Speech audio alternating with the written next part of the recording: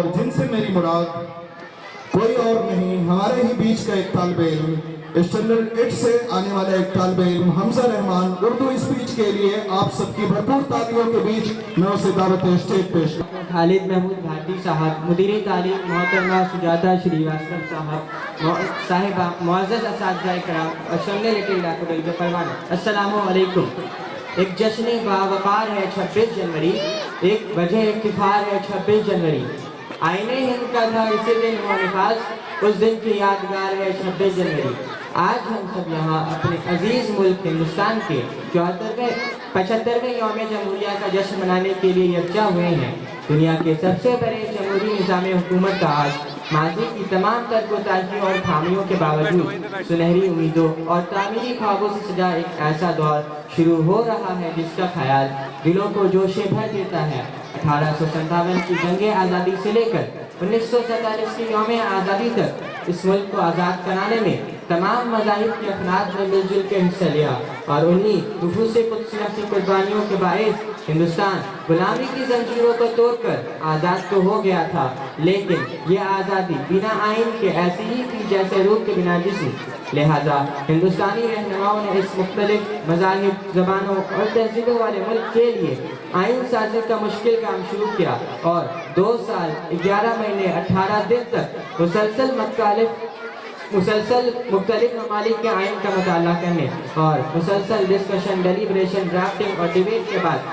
آئین ساز اسمبلی کے ڈرافٹنگ کمیٹی نے ڈاکٹر BR امبیڈکر کی قیادت میں اپنے کام کو مکمل کیا، جسے پارلیمنٹ نے پاس کیا، اور اسی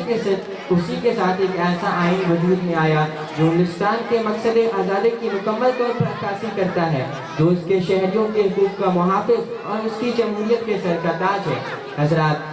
آزادی کے 77 سال بعد ہمارا ملک جوہری طاقت کے لحاظ سے ہی نہیں بلکہ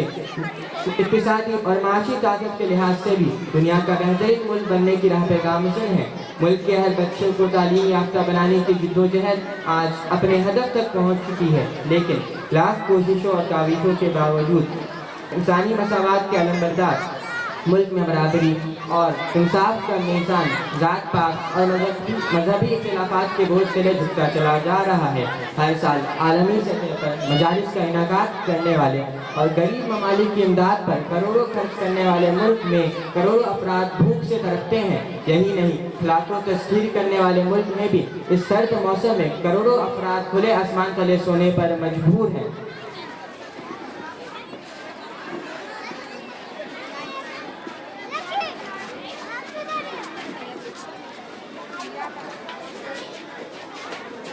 ملک میں پھیلی ہوئی اس وبا کے باعث ہر طرف انتشار ہے، پریشانی ہے، خوف کا عالم ہے، ہر شے کو امن کی تلاش ہے۔ لہٰذا اس پرخوف و خطر عالم میں یہاں ہم طلبہ کی ذمہ داری بنتی ہے کہ اس ملک کو نجات کا راستہ دکھائیں، اور یقین جانیں کہ نجات کا راستہ مولانا ابوالکلام آزاد، سر سید احمد خان، پنڈت نہرو، مولانا محمد علی جوہر اور مہاتما گاندھی جی کے تعلیمات سے ہو کر گزرتا ہے۔ یعنی ہمیں تعلیم کے میدان میں آگے آنا ہوگا، ملک کے اعلیٰ امتحانات میں بڑھ چڑھ کر حصہ لینا ہوگا، سیاسی سمجھ، سیاسی شعور پیدا کرنا ہوگا، تبھی ہم ان پرآشوب حالات کا ڈٹ کر مقابلہ کر سکیں گے،